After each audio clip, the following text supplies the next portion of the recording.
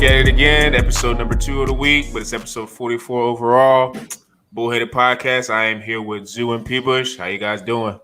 Doing well, man. Getting our own little March Madness of the NBA. It's been some solid games and some massive blowouts too. So yeah, we had some really awful games and some legendary ones and some legendary performances. Shout out to Jason Tatum.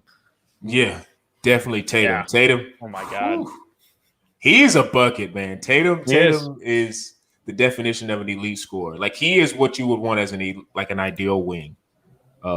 But speaking of all the playing games, had a legendary one last night with Steph and LeBron going at it. You know, the other two were kind of duds with Boston thrashing their opponent and Indiana doing what they did to Charlotte. But we're gonna talk about the playing game so far and what we think, you know, so far what's been going on with, I guess, the aspect of, do they like it? You know, does it bring up more buzz in the league and things of that nature? So, P-Bush, I'm gonna start with you, man. What's your thoughts so far? I mean, we talked about it on Monday. I love this addition to the league. I think it's, you know, I think the one game elimination, it still feels a little weird to see it in the NBA.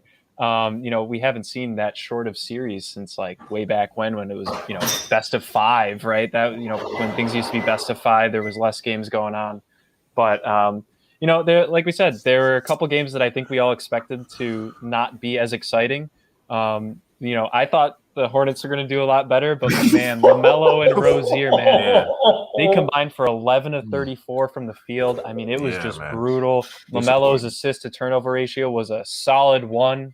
You know, it was they were not moving the ball well, and you could tell, man, the Pacers just had they were more hard nosed. You know, and they didn't even have Karis LeVert. Yeah, he got COVID protocols. I was like, man, shit. Sabonis was just a monster on the boards. He had 20 plus rebounds, man. Brogdon, you know, played relatively well, and Brissett was the guy that really, I think, was the difference maker. Not that if he couldn't, I think he could have scored 0 points and they still would have won. But you know, he was an add-on, you know, for the Pacers, so that Sabonis didn't have to do everything. He was playing slightly limited minutes from what it seemed like. So besides that game, I thought, you know, I thought the other ones were pretty damn good. Tatum did his thing. We even said that on Monday, that if they were going to beat the Wizards, you know, Zoo, you and I were like, hey, we'll take 2 stars over 1, but if your 1 is combining for more than their 2, then, you know, that's the story right there. They won by 8, and I think he outscored Beal and Westbrook by 8 points in total. So there's your difference right there.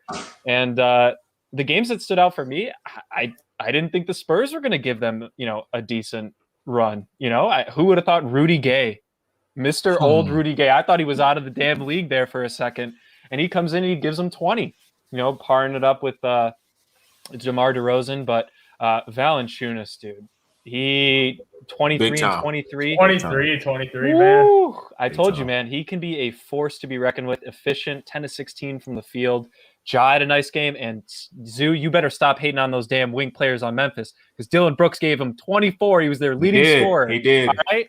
And I wouldn't say he shut down DeRozan or shut down Rudy Gay, but, you know, they did the job. Horrendous. He was. He shot like 5 from 20. Yeah, he was, and Rudy Gay was the only reason they were even in the game.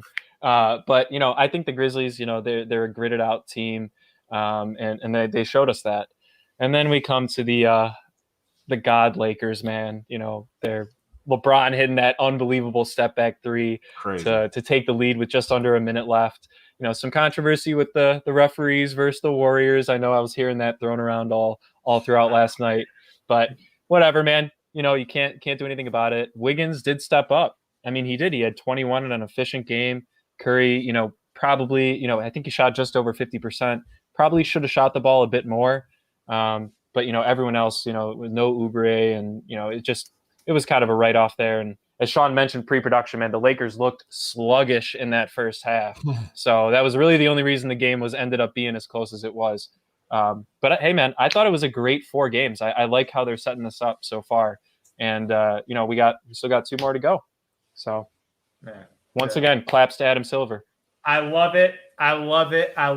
But one thing I noticed, the young team got exposed, man. That pace is good. I think the Pacers, I think they're a more talented team. But that game was embarrassing. Like after the first quarter, I got bored of the game. Like I got bored. I turned the game off in the second half because it was such a such a shit show at that. I was just like, "Ooh, this is getting real." 144 without in overtime. regulation. Yeah, in regulation, and they were without a 20-point score. It's a bonus. Like he didn't even have that great of a scoring game. Like he was actually off. Like you saw him getting frustrated, but the dude dominated, man. 20 rebounds. Yeah, 20 rebounds, 9 assists, man. He's their best playmaker as a big. So shout out to the Indiana Pacers without a 20-point score and just exposing Charlotte, man. Like I'll give Charlotte one break because they don't have Gordon Hayward, who's their best player still. Gordon Hayward, 20 points a game. He's actually having a pretty nice year this year. Like I always hate on Gordon Hayward because the dude's getting paid $30 million for the last like half decade, which is, oh my Lord, that's just too much money for a nice. He's a nice player, but over $30 million over multiple years, I'm just like, that's too much money. But he's their best player, like on Charlotte. Like he's their best player and most valuable player. So without him, man, they're worse than the Chicago Bulls, man, without Gordon Hayward.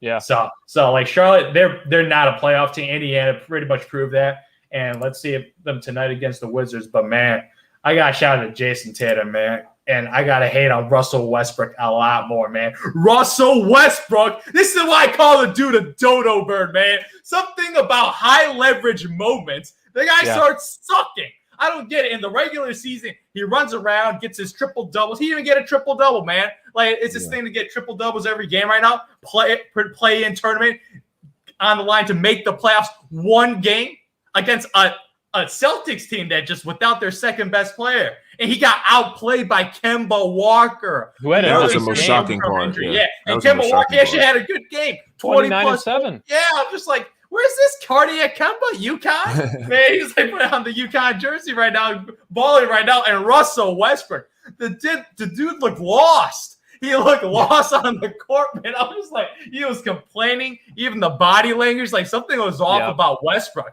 Like I just feel like when the moment gets higher, his IQ gets lower. Like his basketball IQ is just stupid, man. Like, man, if I'm Bradley Beal, I'm just like, what a knucklehead, man. This dude, he didn't have that great of a game either, though. Bradley Beal has a hamstring injury. I'm giving him a pass on that. His movement was limited, and he was still better than Westbrook, man. Like, oh my God, it's just letting a young blood like Jason Tatum drop 50, man. 50. Like he should have started double teaming this guy. Like I had him in that tier below Steph Curry. Ooh, he got close. He dropped 50. Yeah, dude, 50 points in pretty much a playoff game. Yeah, and some of those shots were just stupid hard. Yeah, like he has the ball. He's just like jack up a three, like a mellow three with a hand in the face, splash, man. I'm just like Jason Tatum. That's a franchise superstar right now. Yes, and man, if they had Brown and if Kemba Walker plays like this. They would have been a lot better this year. They would at least be a top 4 seed. Kemba Walker maintained like this type of performance, like him as a third option on a roster. So, man, it sucks that they don't have Jaylen Brown, but Jason Tatum showing us why, man. This guy got the max contract. So, shout outs to Jason Tatum, man. Yeah. Shout outs to Jason Tatum. But, man, before the Grizzlies game, man, San Antonio was so boring. Like the only guy on that team, they don't shoot threes, man. Yeah, the only team I like. Yeah, they're all mid range, and they're not even that good. Like DeMar DeRozan's only good at mid range, but the only guy on that team I actually like is DeJounte Murray. Like he's like a good athlete. Like he's actually pretty fun to watch. But the rest of the roster, oh my Lord! Thank God they are eliminated.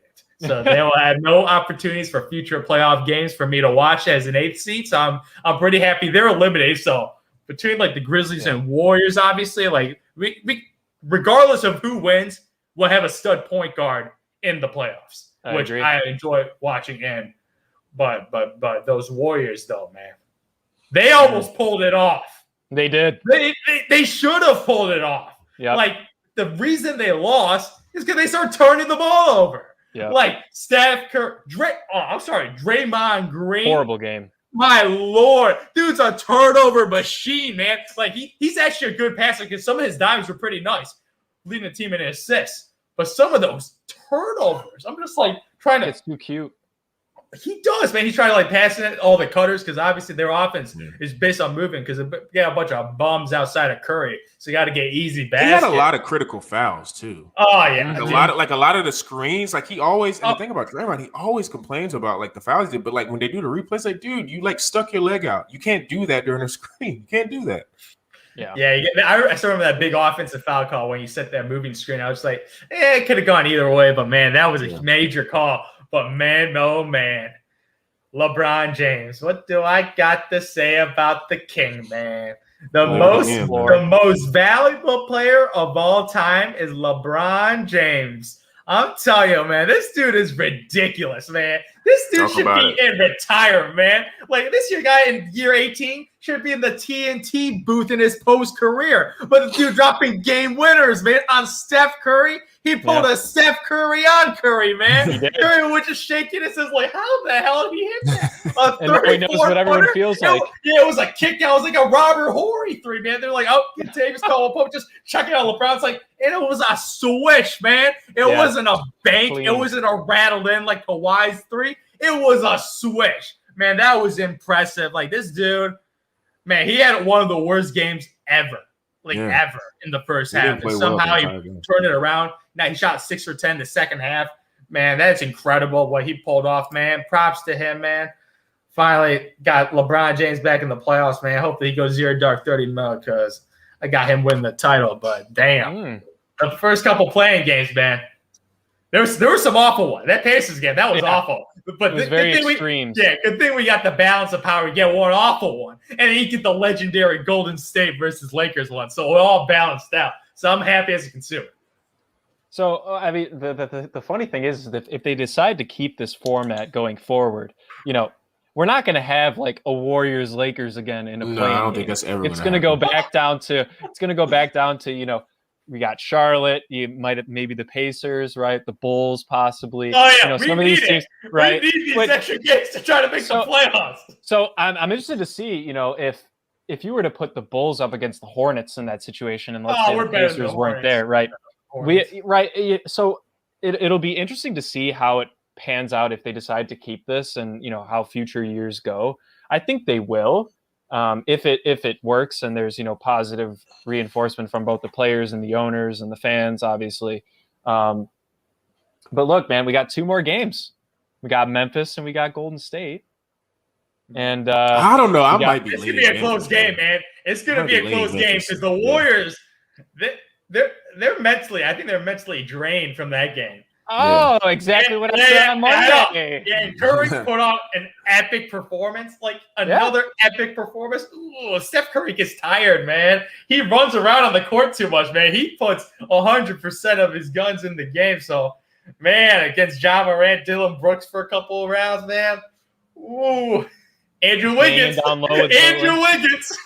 And the other big thing, Zoo, is that they're going to get in massive foul trouble with Valanciunas down there. Yeah, who's going to stop him? That dude's an animal, man. They're going to have to start hacking him. And there goes Draymond. Your Mr. Passer, right? He's really the center of their offense when they run through him. Yeah. Kevon Looney. Ugh.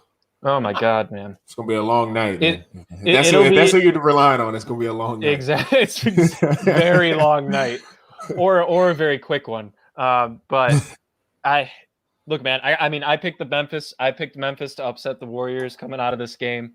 So I'm sticking with it, man. I'm sticking with it. I didn't like how the Grizzlies. I loved their start. They almost blew it. Yeah, they were up 20. I was like, damn, this first going to go out like this. But that comeback was like 5 minutes. That was actually a really impressive comeback. It was like that. And I was like, oh, damn, here we go. But, I will say, I think that is a good experience for the Grizzlies to have to go through is closing a game. I don't care who you're playing against. It's still an elimination game. The loser of that game would have been out, right, if the Grizzlies had lost. And they closed it. I don't care who you're playing against. You're playing against one of the best coaches of all time in Popovich. He clearly motivated his guys in that second, in the halftime locker room. We're not getting embarrassed like this, boys. And they come out, get right back in the game, but the Grizzlies were able to fight back and maintain that lead. So I thought that was a good sign for them just as a team overall, chemistry-wise and all that. But I think it gives them positive momentum, whereas the Warriors kind of have a little bit of negative momentum They had a legitimate chance to knock off the Lakers and force the Lakers into a one and done. Finally, right? Ooh, the league would have been sweating, man. Yeah. They would have been more than sweating. Would have been sweating about $500 million there. Instead of LA, the amount of money from TV ratings, man. Oh yeah, down the drain, man. Down the drain. You know, all those Lakers fans would be moving over to the Clippers side if the Lakers had been knocked out. So, but look, these games are going to be solid. I mean, then what we got the Wizards and the Pacers. I think that could be a good one too. I think the Wizards Pacers. Once again, you got a hard Russell team. Westbrook needs to redeem himself after that epic performance. Like, and that Hachimura needs to step up too. He needs to have a nice little third option game there, I think, personally, because once again, he didn't really do that much in the game.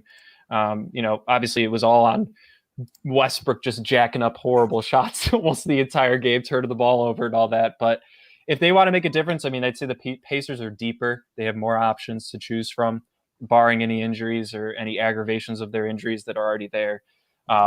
So I think both of these games could end up coming close, and it's kind of the high-powered offenses versus the hard-nosed defensive teams, and the hard-nosed Grizzlies and Pacers, and then you got like the guys that like to run and gun and the Wizards and Warriors. So I'm interested to see, but I got the Wizards and I got the Grizzlies in those two. So who would you? So let's just hypothetically. I know you guys picked the teams of who you think is going to advance, but which team, just out of all, I guess these four that are left, that is vying for the 8th seed, do you think has the best chance of making a first round competitive? We won't say upset because I don't think any of these teams could upset, but like which team? And we could even go to like if we go through all these play-ins and the whole field is set, which team can you see in the first round making some noise? Like being like, okay, this team might be able to give them some games, like take some games off. Because I got one team in mind, but I want to see what you guys think.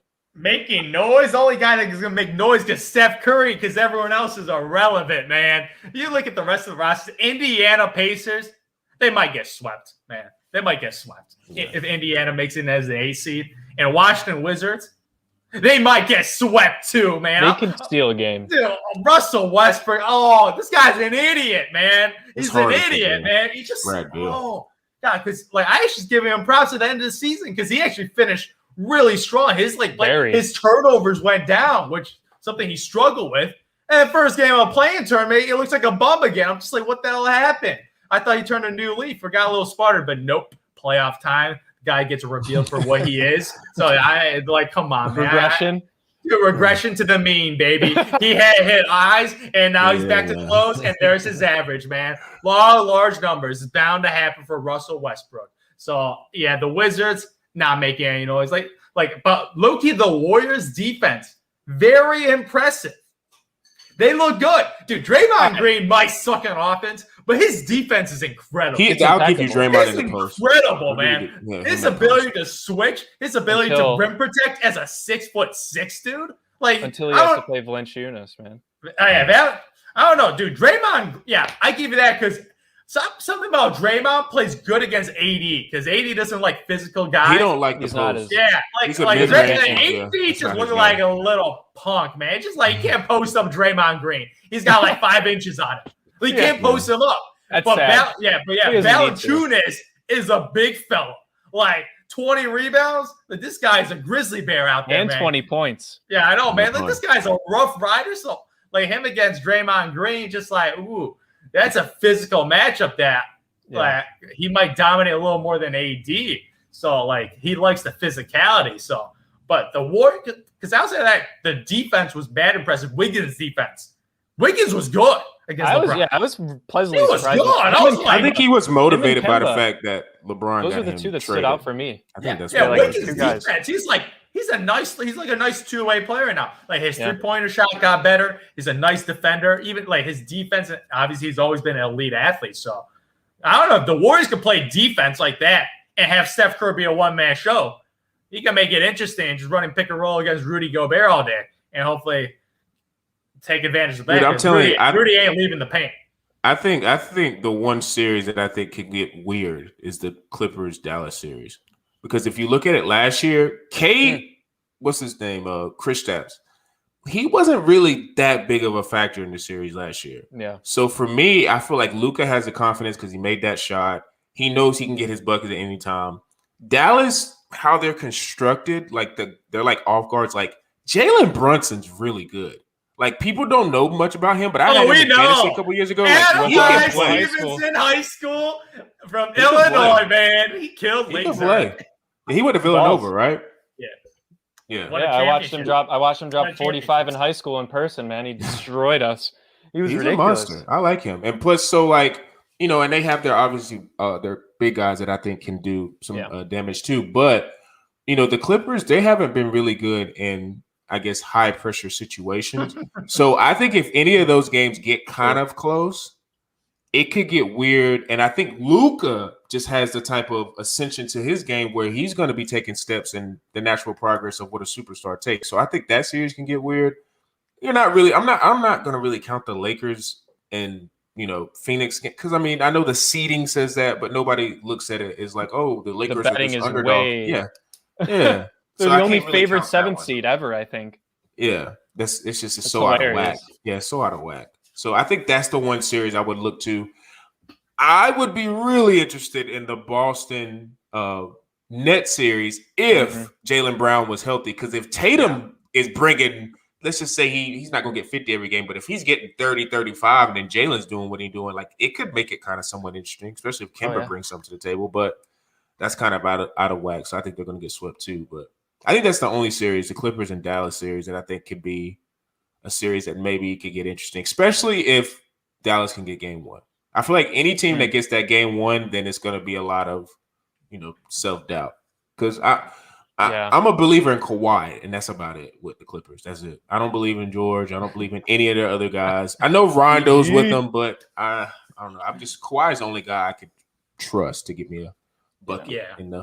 For that Clippers Mavs series, because last year that series was my favorite series until Kristaps obviously got injured, because it was tied 2-2 after that Luka shot, man. Yep. And that series looking real nice, and we got buzzkilled because no Kristaps Porzingis.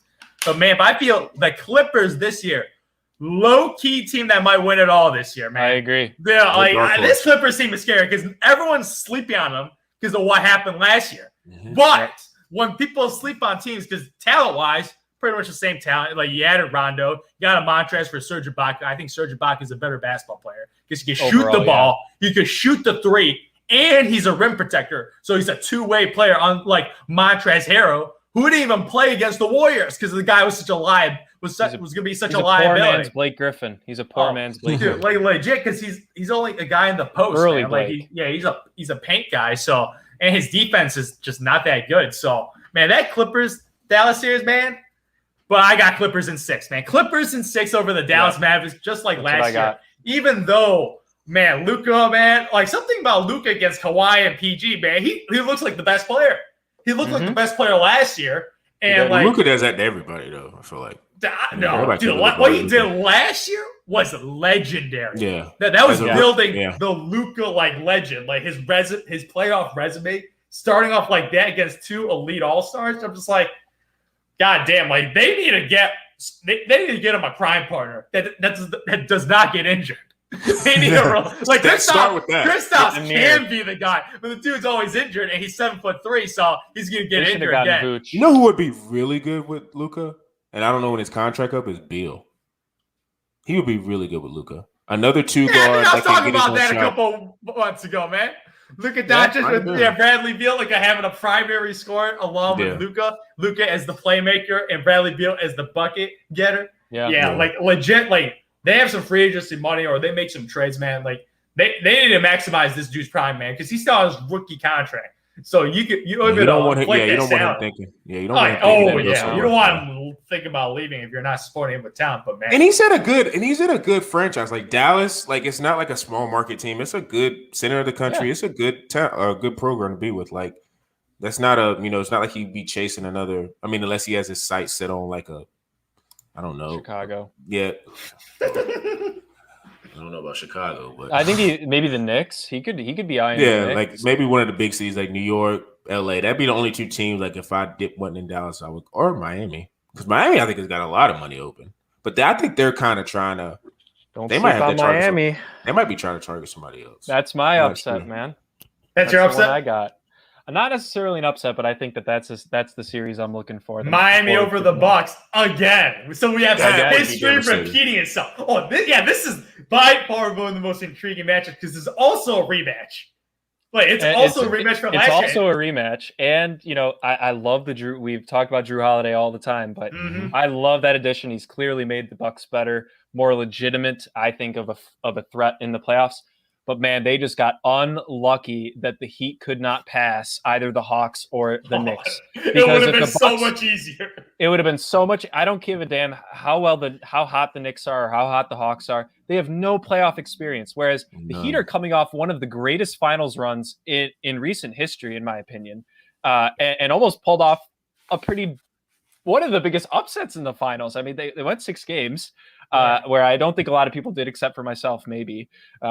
But look, man, I think that Jimmy Butler, he's a different animal in the playoffs. Yeah. I think that entire team, Spoelstra does not get enough credit, I think, this year for bringing his team back from the grave. I mean, they were dealing with injuries and COVID, and they just kind of slowly crept up from bottom 4 in the East to start the year and just kind of slowly worked their way up. And there were some hot teams that were going along with them, like the Knicks and the Hawks. And, I think that if I were them, I'm pretty happy going up against Giannis because you want to talk about a guy. They know how to guard him. They know how to They know how to guard him. And 2, not as bad as Russell Westbrook, but I wouldn't say that Giannis is the greatest playoff performer compared to regular season. Dude, something about because he's so predictable. Shot. Yeah, he's so predictable. About his jump shot it gets worse. I feel like something about his free throw performance. Yes, he loses confidence when he starts bricking free throws, and that mentally affects his other game. Oh yeah, man! All the pressure on this dude. Even though he wants vengeance because this is an opportunity for redemption against a lower seed again. He got himself Drew Holiday, who's a massive upgrade over Eric Bledsoe. Yeah, so I'm Chris Middleton, obviously he actually had a solid 20 points again. 20 again. As a third option. Chris Middleton, third option was with Drew Holiday joining the roster. Yeah. I'm going to pick the Milwaukee Bucks in 7. I got to go. I have Heat in 7. I got Heat in 7. Dude, it's going to be nice because this is a chance for a redemption. They would be playing for an extra inch of fire because they got embarrassed last year. I feel sad for that roster. MVP, they were about to get swept. And the only reason they won a game because that was the one game Giannis got injured. They won that game. So I'm just I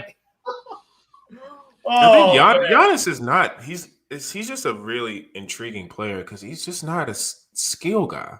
No, he's a power dunk guy. He's a power dunk guy. So it's gonna playoff wise. It's gonna kind of make him limited because he doesn't have that mid range jumper. He doesn't have the jumper out near the 3-point line where it's gonna make you respect it. Even if he was just hitting 2 out of 6 a game, if he was hitting those 2, that would expand his game even more. But his game is limited to that. So yeah. But I do feel like PJ Tucker is going to be a difference maker just because he's going to be an extra guy, 3-and-D guy. He's going to be a guy you can throw at Jimmy Butler. Can't fit him in the corner. He's their Battier. He's the Shane Battier. He's going to give them a way different dimension. Dimension that's, I think, going to help them go 6 or 7 games and ultimately win it. Because I just don't see I'm not calling Miami last year a fluke. I just don't see Tyler and Duncan I haven't watched Miami much this year, but Tyler Hero is not doing what he was doing in the bubble last year. Duncan, I guess, has been a little consistent, so you do have that option. But I just don't – I think Tyler Hero was a big part of why they got to the finals last year along with Jimmy Butler and Bam. I just don't see Tyler's production. Now, he could turn up in the playoffs and it could be a different monster. But, I just don't see what he's been doing this year getting to the next level. He might be just in a sophomore slump, so – to use that terminology. So I don't know. I just, for that reason and the Drew Holiday, PJ Tucker, I'm picking the Bucks. But East is going to be crazy, bro, because after the first round, I don't know who to pick. I really don't. It's tough. Because I could see all 3. I could really see all 3 making it out. I mean, I know popular's opinion is Brooklyn, but I could see a scenario where Milwaukee, Philadelphia, and Brooklyn makes it out. Yeah. I mean, any one of the 3. But, I mean, I'd say that the the top seeds in the East are well suited to make it to the finals than the top 3 seeds in the West. I mean, you're looking at the West. Philly, you got Brooklyn, Philly, and then the West. You got the Jazz, the Suns, who are just one of the most unfortunate 2 seeds of all time. So and sad. And right now, you were asking about this earlier, Sean, but I genuinely think that Memphis could give the Jazz the hardest time. Man, stop it. No. Listen to me. No, man. Who is going to bang with Rudy Gobert? Valanciunas could bang with Rudy Gobert down low and force him to be taken out of the game. I mean, Rudy Gobert is such a force. Yes, he is on defensive end. If you have Valanciunas there to clear him out, dude, if your setter is your best scorer, the Utah Jazz got the future defensive player of the year again this year to guard him. But Zoo, yes, that's fine. And Donovan Mitchell's a monster, and he could pop off for 40 at any time.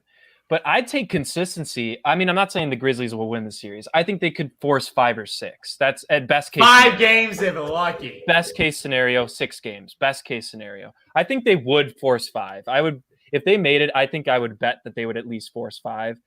They could get swept. But if you're looking like compared to the Warriors, man, like the Warriors would get destroyed and swept by the Jazz. I genuinely think so. Yes. Swept? 100%. Steph Curry ain't getting swept by that team. He's the best player in the series. It's a bad matchup. It's just a horrid matchup for them. They don't have any good. Like if I feel like if Curry starts zero defensive. I think if Curry was playing against the Suns, I think that could get interesting. Yes, because I don't think Ayton is gonna I think Draymond could neutralize Ayton, and then at that point it's Steph versus D-Book and Chris, and I take my chances with that. Plus, too, with Utah, I think the X factor is Bogdanović. Like if he turns up, it's gonna be a quick series. But if he doesn't turn up, then Ja neutralizing what's his name? Mitchell. And then I guess Conley, he's a little bit over the hill, but maybe he can get something. But, the Grizzlies, they have guys and they have wings that could mess with the guys in Utah. And Gobert's not an offensive guy. So to me, I just don't ever see playoff-wise, I don't know. I just don't see him as this huge factor. That would be Gobert's arguably most physical matchup he would have to play against. Playing against Jonas. Definitely. And that alone would make me nervous if I was the Jazz, or at least it would make me prepare way more for if I was the Jazz, I'd be preparing for the Grizzlies more so than I would be the Warriors, because what the Warriors are going to give you, and that's just we're going to run around and try and get Curry the ball. If we can't, then we're just going to be jacking up. Everyone else is going to be jacking up threes, right? Well, how do you prepare for the Grizzlies, man? I mean, they got wings that any one of them could step up in any random game. We saw Dylan Brooks do it, right? Ja Morant can come at you at pretty much any angle that he wants. And then you got Valanciunas going for 20 and 20. So, it's harder to plan for that type of team versus a one-man show who is literally riding on his back and plus a little bit of Wiggins. So I just think if you're looking at a good matchup for the Jazz, I think the Grizzlies could give them a harder time. But yeah, I mean, they could both force 5 games on the Jazz. But I think that the closer games, game in and game out, would be the Grizzlies. Really, man.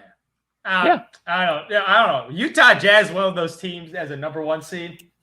No fear, man. If I'm an opponent going against Utah as a number 1 seed, I would go in confident because their entire offense is revolved on one player too, just like the Warriors is Donovan Mitchell, right? And pretty much he's the creator for all the snipers that they have, and even the bench snipers they got a nice dynamic duo off the bench. Ingles and Jordan Clarkson, like both bucket getters off the bench. So I'm not really showing respect to Utah Jazz because roster not that talented, man. Not that talented. Yeah, and some teams are just regular season teams. I just feel like that's just what some teams are. It's just playoff wise, I just don't see in terms of how the game slows down and having multiple guys who can get you a bucket, get you in a set. I just feel like with Utah, they have one guy, maybe Conley. I haven't seen Conley, I guess, as of late. Now, he did a little bit with Memphis, I guess, when they were like 8 seeds and playing Golden State. But seeing them in a scenario where they're getting a lot of guys in sets and things like that to get, manufacture points for their teammates. So I don't know. That'll be interesting. Before we go, I want to get guys quick thoughts on, I guess, give me the games of the, Atlanta, New York series. Because I feel like that can go either way. ATL versus going 7. I think it's going to go 7 because talent-wise, it's pretty close. Like one team's more young. Actually, both teams are both relatively young talent, and they all added veterans too. So the way their team is built is very similar, but one is obviously the Trae Young show and a bunch of three-point shooters around Trae Young with Clint Capella being a beast right now. Yeah, having a career year. Shout out to Clint Capella. The Knicks is just a Julius Randle offensive show. And offensively, they're just – New York Knicks are not a good offensive team, but defensively, they're a top 2 defensive team. So they're going to be grinding. But, man, oh, man, Derrick Rose back in the playoffs, baby. D Rose is back, and D Rose always playing well in the playoffs, man. He might average 20 points a game against Trae Young, man. He might torch him. Dude, he's going to torch him because I know D Rose so well, man. Every time he sees those little scrawny point guards, man, he just outpowers them, man. He owns CP3. He owns Steve Nash. He owns Steph Curry. Like all these young, scrawny point guards, man. When D Rose is balling, man, his eyes lit up, man. Because that's barbecue chicken for D Rose. And Trae Young is going to get a rude awakening by a 30-year-old former MVP, man. So I'll go with the Knicks, man. I go with the Knicks, man. The Knicks in 7. Knicks in 7. Yep. I'm picking my boy Tom Thibodeau, man. First round, let's go. It's their year, man. They had an incredible year, man. Top 4 seeds, home court advantage against an Atlanta Hawks team.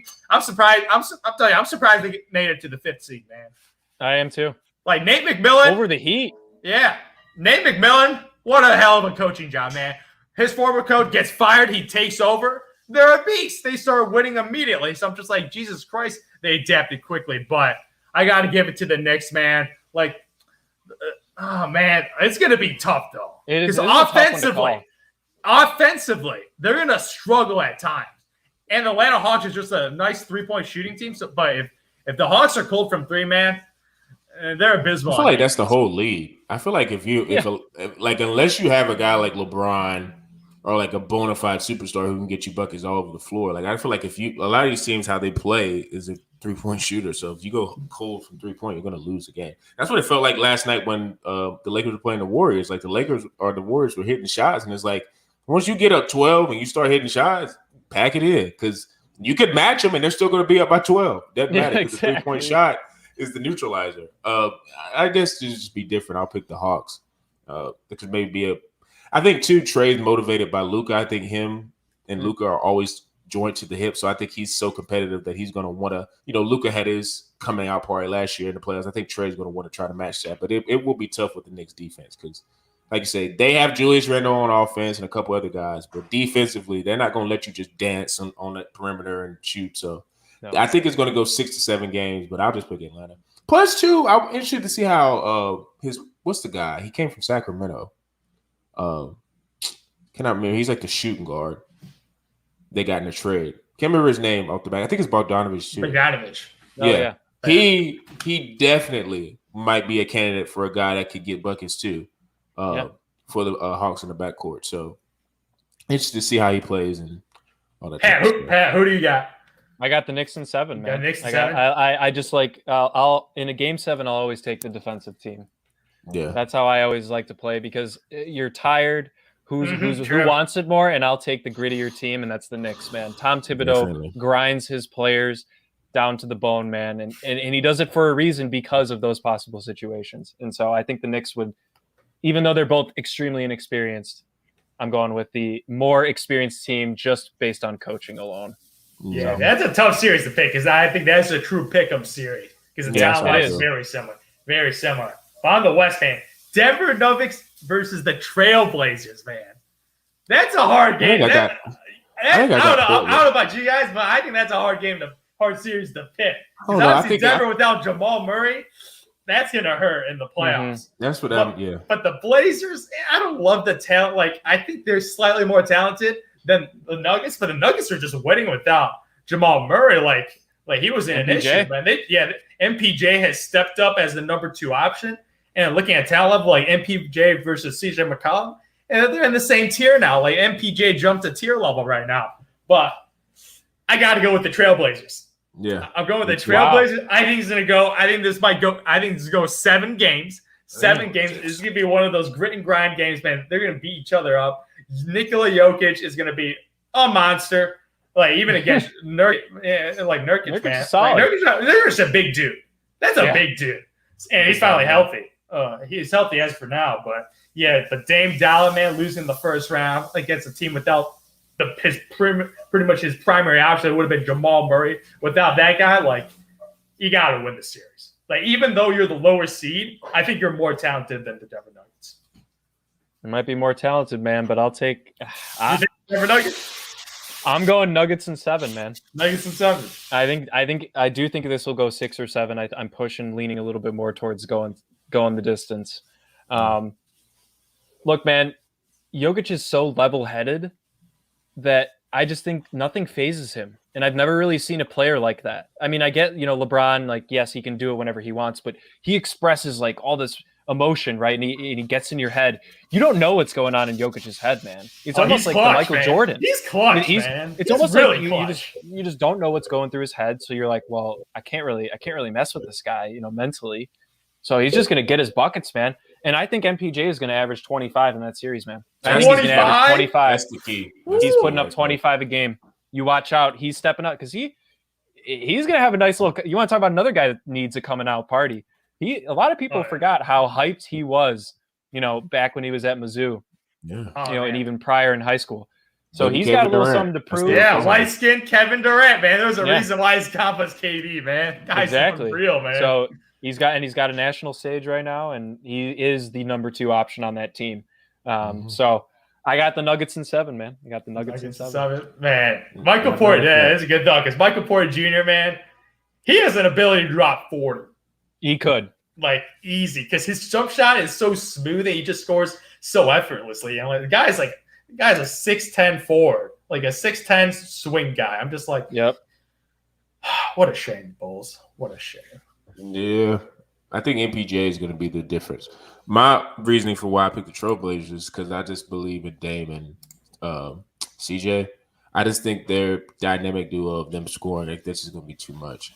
Now, if MPJ comes out in that first game, he's putting up 30 points, then I think it'll go 7. But I think the Trailblazers can get him at 6 because I think Dame is going to refuse, especially how Dame was playing I don't know if you guys remember. You guys definitely remember how he was playing in the bubble last year was crazy.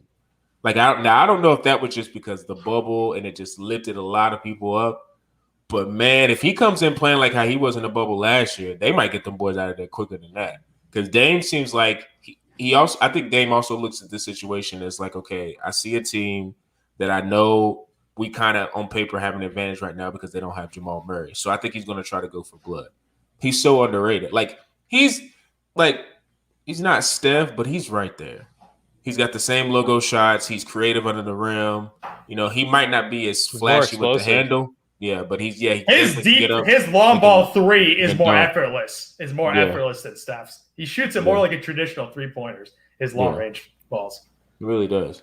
So yeah, I think that's what's going to happen with the Trailblazers. I think they're going to be able to get Denver this time. And like I said, that doesn't take anything away from Jokic. He's going to definitely get his buckets, and he's going to get his rebounds, and he's going to be the MVP. So it's taking nothing away from them. I just think the Trailblazers are going to be a matchup that they don't want to see. So yep. I don't know, but that's all the play-in talk we have for today. Like I said, this is a great job. Adam Silver is the front-facing man of them, but I don't really know who actually came up with it. But whoever did, kudos to you. Like I say, you might have hit gold this year because you got the Lakers and Golden State.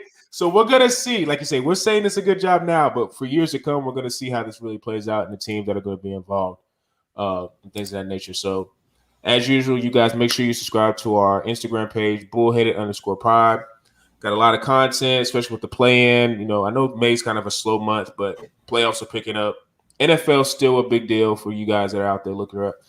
And Zoo, I know you don't like baseball, but there were 2 no-hitters. 2 no-hitters. There were 2 no-hitters. And I went back and watched it. And I was thinking, this is actually really good content. Now, I couldn't get anything out in terms of like a reel to kind of make it match. So that kind of goes against what I just said. But baseball had 2 no-hitters in the last, 2-3 days? 2-3 days. So, hey, man, I know you don't want to talk it, but that's pretty impressive. I don't know if you've ever seen a no-hitter live. I have, actually, but it was in college, so it doesn't really count. But, it was pretty good content. Just letting you know that, bro. Only thing I know about baseball, one new thing I did learn this past week, there's this Japanese guy who's a beast. He's like, he plays for the Angels. Yeah. He's like a pitcher and a hitter, some legend. That's all. Yep. That's the only thing I know. Yeah. And he's a beast, man. Does it all. Knocking home runs and whatnot. So, like I say, I'm gonna start. I think in probably, I want to say maybe July. I'll be doing a little bit more baseball, like just highlights and things of that nature, because there's going to be more. It's kind of a hard month. I know football will be kind of in full swing, but it's still training camp season, so it'll be kind of hard to do all kind of highlights for that. But like I said, make sure you guys follow that Instagram page. Make sure you follow us on Instagram or on Anchor, Spotify, Apple. Make sure you give us 5 stars on Apple so we can get all the algorithm going our way, so you can get more listens on this YouTube and podcast. And as usual, for me, P. Bush, and Zoo, we're out.